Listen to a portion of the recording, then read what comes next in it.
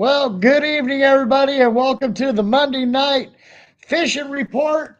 And tonight we got a special guest in with us. It's Mr. Bill Wally.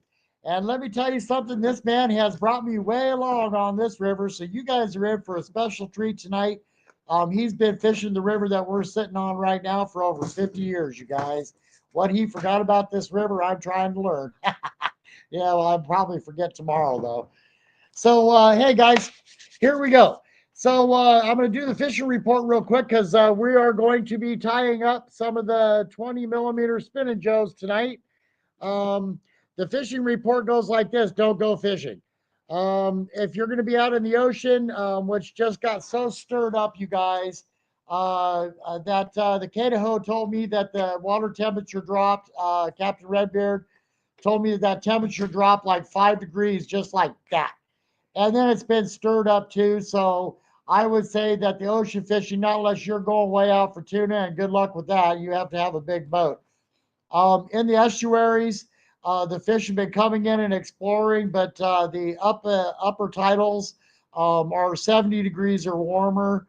So yeah, at this point, the full moon hit us, of course, and we all know how the full moon goes. You guys, hang on, let me get that comments going here. We got two people in already. So, and don't forget, if you're on Facebook tonight, you might want to come over to Godsend Adventures on YouTube. That way you can leave a comment.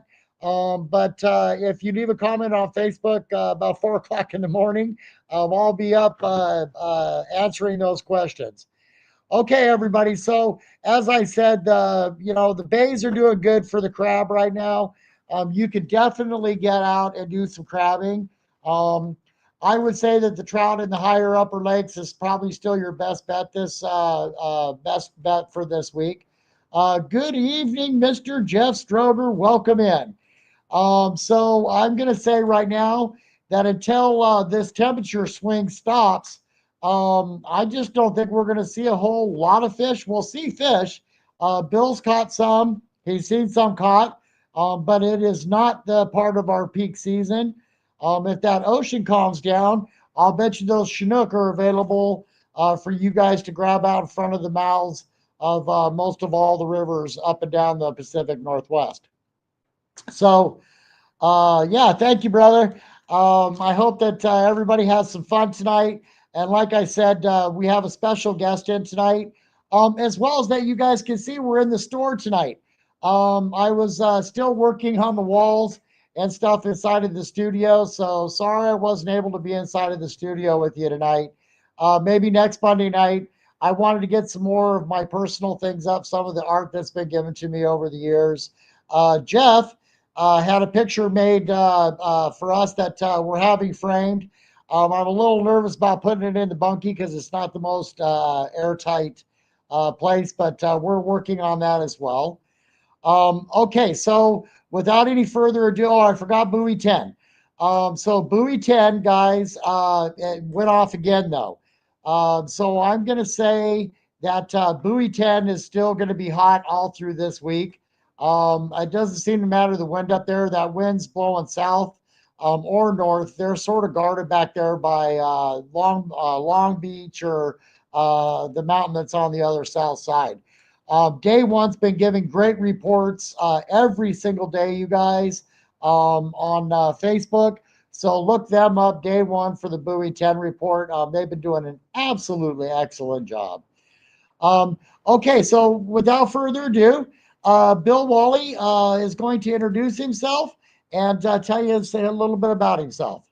Well, I'm Bill Whaley. I've been fishing this river for since I was a teenager, and now I'm in my 60s, upper 60s, and things have changed. This used to be the really hot river. It's gone through a lot of changes, and we're going through deprivation systems because we got a lot of comrades.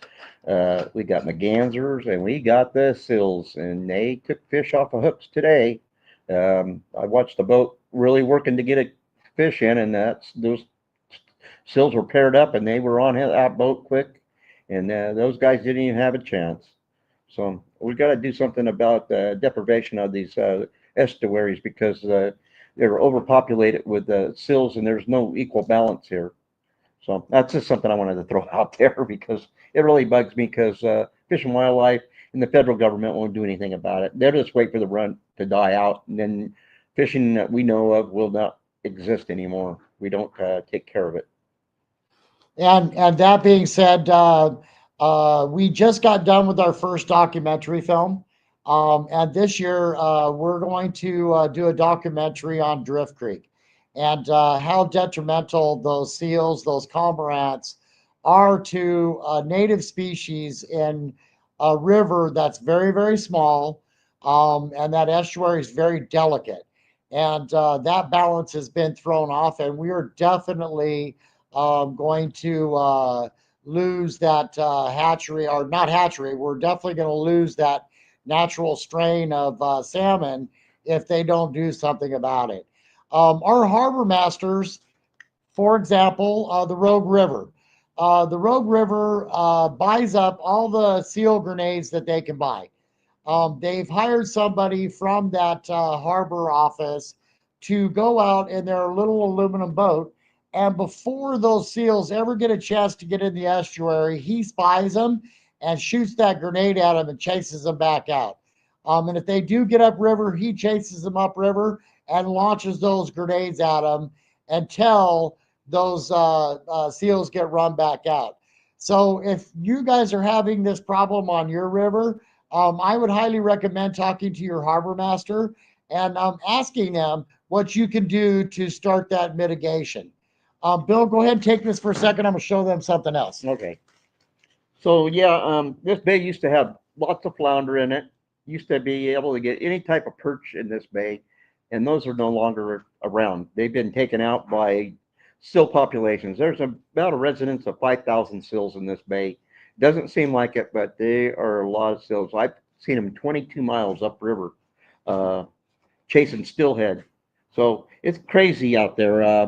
We got to do something about it, or we're not going to have a fishery. And everybody likes salmon fishing. It's everybody looks forward to it. They're looking forward to this time of year to get out there and catch fish.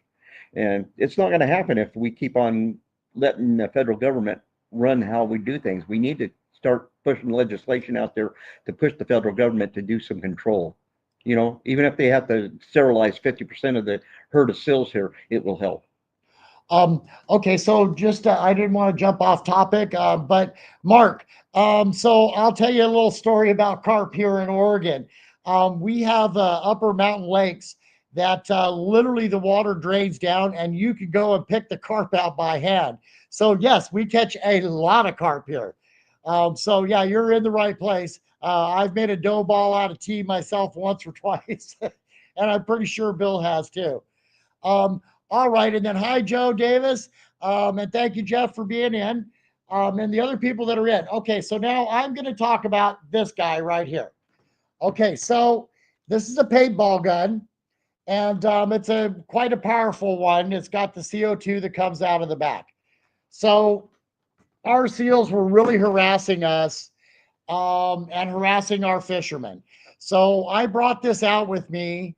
And as the seals were chasing other people's fish, or if they were chasing mine, I would shoot the pepper ball gun, or the paintball gun. And the reason why I would shoot, I can see that we're getting comments on Facebook. Sorry about that. I had to interrupt. If you guys want to really leave a comment tonight, I would suggest that you come over to Godsend Adventures on YouTube. Okay, so one of the boaters called the state troopers on me and insisted that they come out, right? So the state troopers got to run all the way up the river because that I figured that they were probably coming. And I wanted that conversation to sort of be private between us and the officers. Turns out I knew the officer that came up, said, I should have known it was you, Kurt. And it was like, yeah, well, I couldn't help it. Welcome in, Mr. McAllister. I said, I couldn't help it.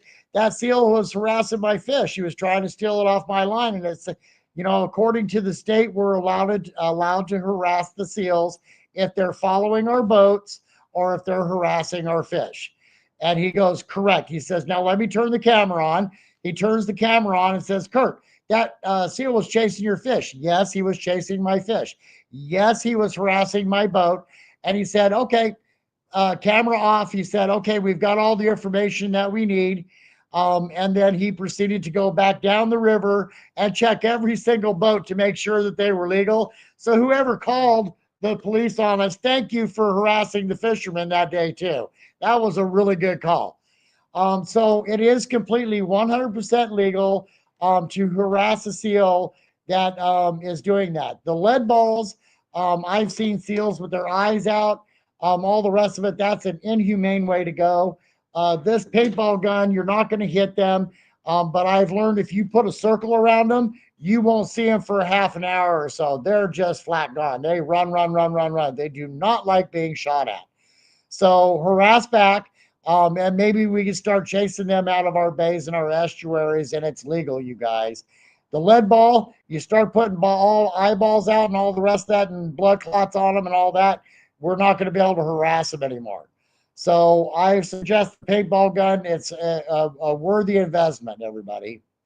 Okay, so without further ado, we talked about that mitigation. We talked about the documentary that we made, and I wanted to tell everybody that Into the 66 is completed. It is on In and On the Net, In and On the Net on YouTube. And let me tell you something. It is a very informative documentary. And if you guys would like to see more of that, go to In and On the Net and leave him a super chat and let him know that he did good on that video, you guys. And then we will do more of them. Okay, that helps support the guy that created it, so that we know to go out and spend some more time and make some more of those. So now, Bill and I met on the river. And as we met on the river, we found out that we had something in common that we really, really like to do. With our local lodge here, I won't mention the name. With our local lodge, we had a fishing derby for our veterans. It was really just a day out, but we sort of made it like a derby and had some door prizes and all the rest of that.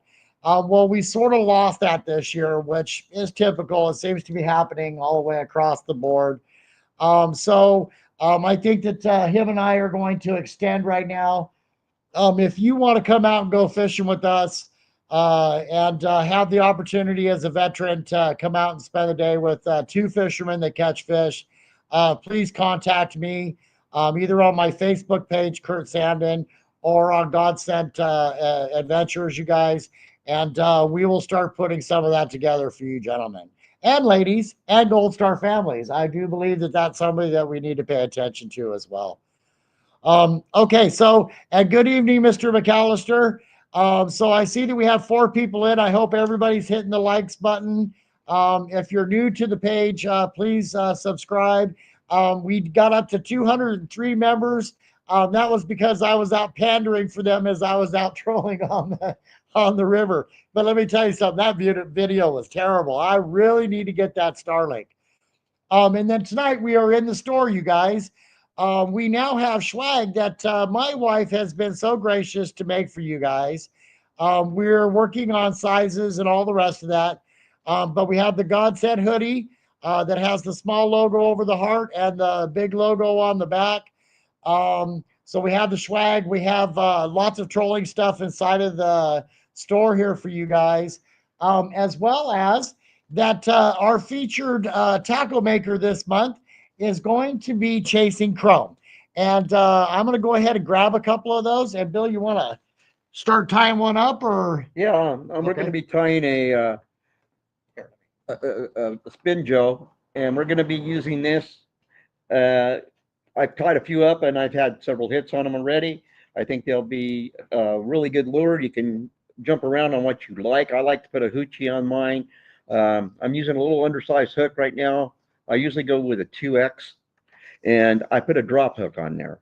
So we've got a tag hook that we're using. There's going to be the tag, and we're going to first tie our treble hook, and we're just going to put that in line here.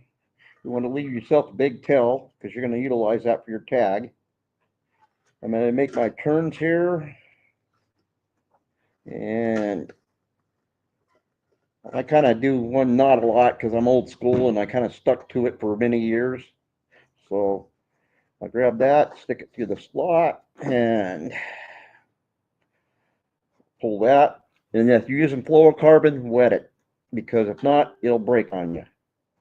So I'm letting you guys know that. This is some other monofilament. This is a test hook. So now we got a decent knot that we're going to pull. We're going to pull the tension up on it. And then we're going to take our tag hook. We're going to stick it down here, get as close as you can to your shank of your treble. Then you're going to wrap that hook. And you're going to do the same thing. Your catch ratio will increase by using tags. I've caught more fish on tags for short hitters in this type of water. The way it is right now, you can have a lot of short hitters in the warm water. It's just the way they are. So now I got about 2 finger lengths between the treble hook and the tag hook, and I'll nip off the excess. I don't mind leaving a little tail there in case it stretches and wants to pull. Then I'm going to figure my estimated length, which will go anywhere from 18 to 24 inches.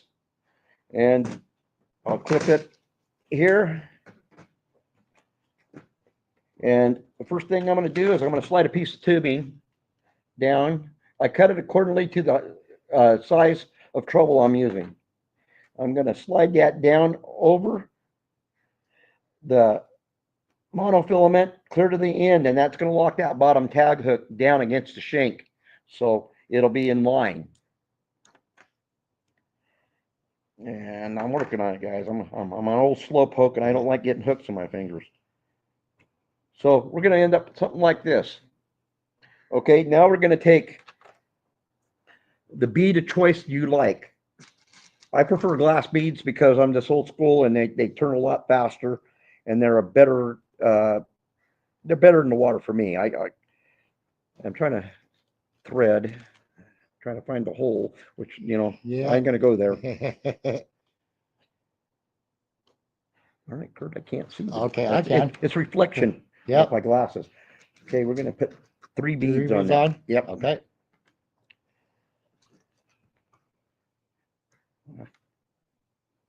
And size of beads is what you like. I prefer to use smaller beads. And for the LC, red's the color. Red works for everything. I mean, you're going to catch fish using other colors, but red is a killer on this river. Has been for many years. And I try to go blood red beads, and I use a lot of red tubing and orange tubing. And to answer Jeff Stroger's question, Jeff, you know that we can make any color spin and Joe or bead or worm or swim bait that you like. But if we need a 20 millimeter pink and orange, I'm all over the pink and orange. Do we need it see-through or do we need it solid, Jeff? Okay, so now he's threading the spin and Joe.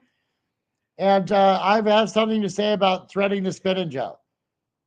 I'm going to get a little different one. Yeah, there you go.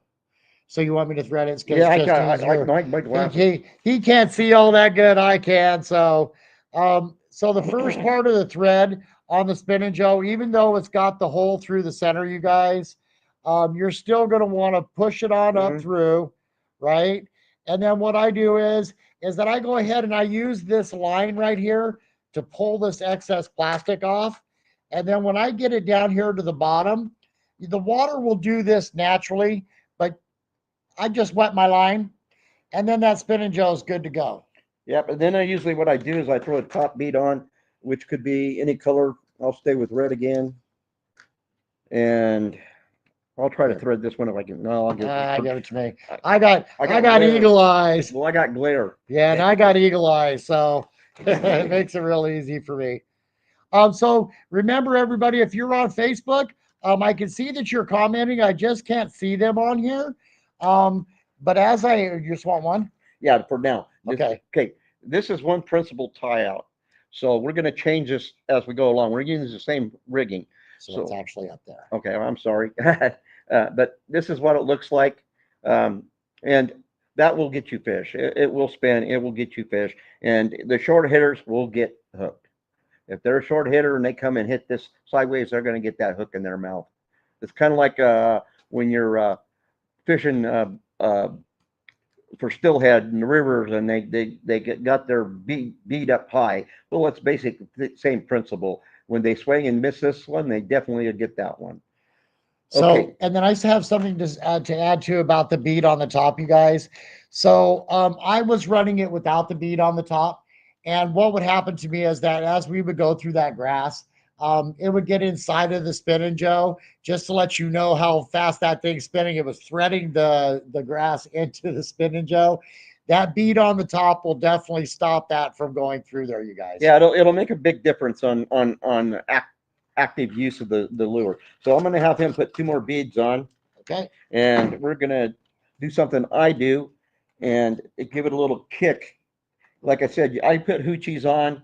I do several of these and different other lures that I use, and they're very successful. They can be a game changer, especially when the fish are used to seeing everything under the sun, and then in something brand new, they might be a little bit more aggressive towards it. And that's what we're kind of hitting, is to get these fish to bite when they don't want to. Well, and as we know on all the rivers, that when they do finally get active, they're active. And when they're not, they're not.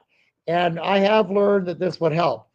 Adam Acheros, I can see that you're posting on YouTube. I mean, on Facebook. So please remember that I will get back to those Facebook texts that you guys leave for me. Do not think that I'm not answering you. It's just that for some reason, Facebook will not allow us to see the comments, but it does on TikTok. It does on YouTube, all the rest of them. So I apologize, everybody, but I promise you I'll get back to them. Okay, so now this was something that we saw that he made up that I was very impressed about. Now, of course, we're painting our own blades now, but he did something that was really amazing, you guys, and the camera's right up there. I take a microblade, which you use for kokanee, and I put a clevis on there. I like to use the plastic ones. Kurt has some metal ones here, so we're going to use that today. And I will set a microblade. Let me get that. Yeah, I'm going to let you. I can't see anything anymore. So I'll set the blade, but I'll tell you what, you guys, this is what he was getting takedowns on. And I use the Worths or Higgins, or you can go to Barlow's to get these. This one here just didn't want to go. You can get those metal ones that won't let the blades come off, you guys. I prefer the metal ones, or you can get them from God Sent Fishing here at the store as well. Well, I use a inline clevis, plastic clevis inline one. It doesn't let the blades come off. Okay. But the metal ones are good for quite a while, but you're going to build heat friction. You got to check your leaders once in a while. It always pays to check your line. If you catch 2 or 3 fish on one outfit, retie it, because otherwise you're going to have a nice big fish on, and it's going to break you off. It's going to make a run. And don't be shy on leader size. It's important to use on this river. I would say I use 50-pound, 60-pound leader, because sometimes you got to force those fish out of the logs and stuff out here. So you got to kind of and get them away from the sills for sure. So that's why I use kind of a heavier leader to do that. So I see that In and On the Net joined us, and Josh, I let everybody know about the Into the 66, about going over and giving you a super chat if they want to see more of those types of documentaries. You guys, here it is. Here is the Spinning Joe set up by the way that Bill Wally does it. And I'll bring that up to the camera so that you folks can see this. And this was him getting takedowns on this one. So, and he used his imagination to set that up. How's that look inside the camera there, Bill? Oh, it looks good. Just give it a spin, and what you do is you have a little flash there, and that flash kind of gets the fish's attention, and it's a strike. It helps the fish want to strike, and it doesn't take that much. A lot of the guides are going to microblades. I know a few of them, and they use microblades, and just a tractor, just something small coming at you, and all of a sudden they're taking their bait. I even run them when I run herring. I run small blades. I do pretty good on it. I mean, I hook a lot of fish. We put a lot of fish in my boat every year. It's just What happened to that lure? no, yeah, it's okay. It's yours, Kurt. Hey, it's stuck in my hair. Well, So I have to give you a haircut. yeah. Run away, Kurt, run away. So the kokanee size blades, yes, Jeff Stroger. That's it's a micro blade. So yes, it's the kokanee size blade, you guys. It is very, very, very, very tiny. Okay. So, but I mean, what a setup, you guys. And of course, when they come up to hit this, it's still all soft, especially with the 20 millimeter on there. We've had some success with the 16 millimeter, 12 millimeter. But listen, let me tell you something. This 20 millimeter now replaces that 3.5 blade, and it's going to do just as much attracting with this smaller one on here. I was going to say something. Oh, by the way, so Bill had the smaller red and white ones. I believe that they're a 16 millimeter. We'll measure them one of these days. And he goes, well, I wish you had a bigger one. Well, that just goes to show that I have not been doing my job with my fishermen. Guys, that comes in a 16 and a 20, okay? So if you come into the store, which I hate to keep beating on the store, but I'm getting lonely. So come in and visit us and see what we have. You'll be very surprised of all the things that we have in here. Okay, so Bill, I think that that showed them on that. Did you want to show them another setup or? No, that's like I said, you can take this setup, put a hoochie here, extend the skirt, change your coloration, change it to whatever color you want to use for a spin joe, and you can always add bead. You want the separation from the top of the spin glow from your microblade. You want that microblade to be free on there so it spins. Now, another thing using glass beads is you get a tapping harmonics. As the beads go through the water, they move back and forth and they tap, so they create their own sound, and it helps with the bite. And your speed on your microblade will turn faster against glass than it does plastic. Plastic builds friction and slows. Glass will let it smoothly rotate around without causing any friction. And thank you, Automagic, for that thumbs up. Okay, guys, so I'm going to tell you a little story. So my wife and I have decided that there's another way that we could give back to our fishing community. And for example, are these right here. This was made by Chasing Chrome. These were baits that he desired to share with all of our fishermen, just like Bill Wally decided to share his with us. Well, this is a great color. This catches a lot of fish. The green dot. I like to use white with a red dot and white back, and the candy back lures as well. Everything he has here are fish getters, especially on the LC. So we wanted to make sure that we shared back with our community. So if you're a bait maker in the Pacific Northwest, I'm talking California, Oregon, and Washington, and you would like to have your baits featured inside of God Sent Fishing Store at no cost to you, please contact us. We're going to have a featured artist every month. We have some young men that want to display their work as well, and we're trying to figure out how to make that happen because they don't have the EIN number and all the rest of it. But we're thinking trade. And then I want to say, hey guys, enough of you didn't come inside of the store. Chasing Chrome has generously offered a winter steelhead trip in a drift boat by a guide for free. And you guys need to come into the store so that you can put your name in for the drawing, which Bill Wally just obviously just got his name in for the drawing. So I'm going to go ahead and run that for another week. As well as that, if you're a veteran, you would like to get out on the river to go do some salmon fishing, please contact me. Bill has a very great boat. I have a very small boat. But if you're out with us that day, Jeff, you're done. we will definitely get you signed up. So if you're a lure maker, a veteran, or a first responder, I would say too, or a Gold Star family, please contact us. We will work out somehow to get you out on the river to go fishing for salmon. Then we also have the drawing too. So I think I covered that. Um, I want to once again reiterate, you guys, listen, we sort of need the support. In and on the Net did a great job on that documentary. The reason why we did the documentary was so that we could document what is happening to our salmon that are not going to the hatchery, that are still in native lands that that's been their generations for years, and what the seals are doing to them. I think that that movie is going to have a lot of power shown in the right places. That documentary of that deformation of our natural rivers that don't have a hatchery on them. So be looking for that. But please go in and give In and On the Net a super chat so that we can proceed forward with doing this, you guys. This is something that my heart tells me that we need to do for our fishing world.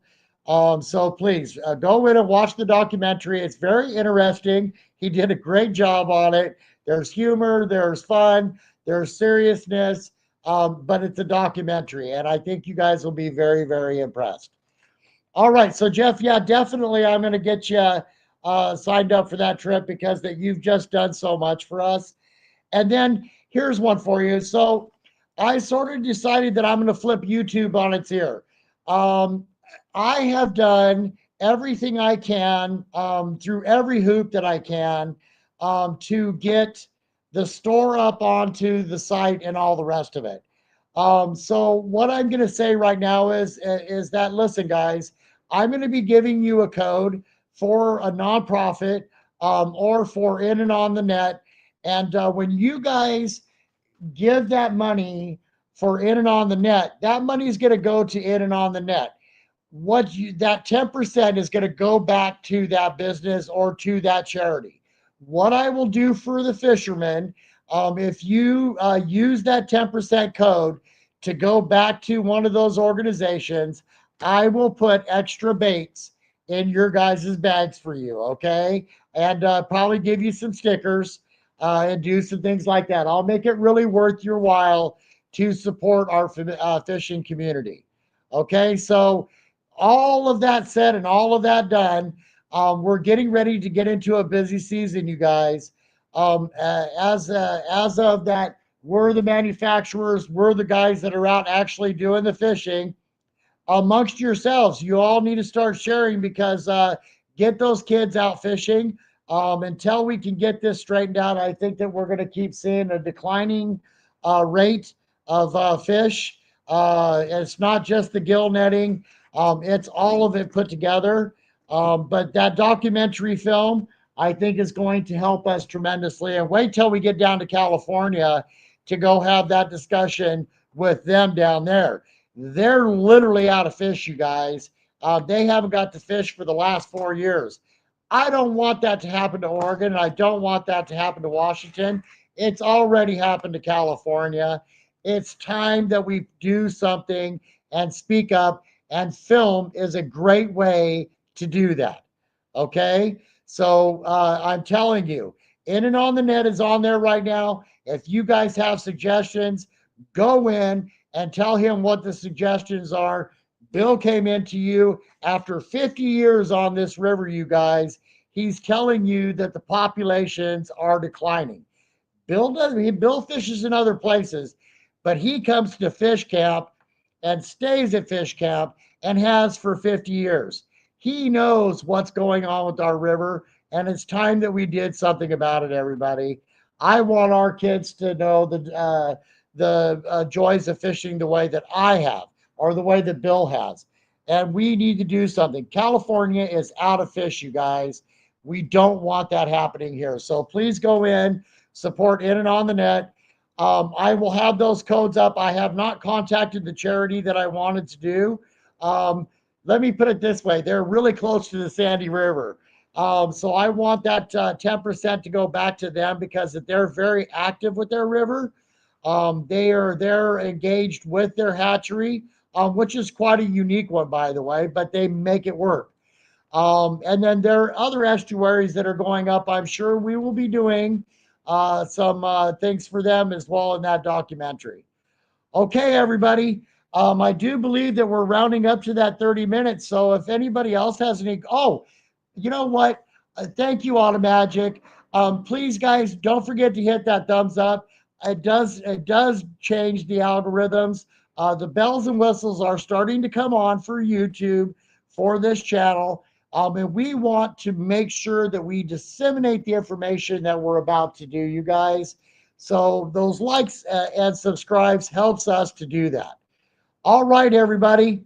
Bill, do you want to share anything else? Well, I just want to say that, fishing on this river has been really good for many years. And we talked about, Kurt was talking about hatcheries.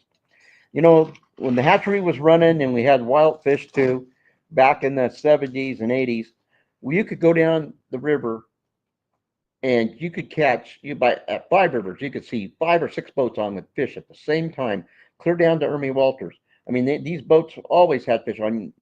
They had returns to the hatchery in the 25 to 30,000. Now they're lucky to get 1,500, 1,200. There's no way that we can keep our hatcheries active and running with that type of count.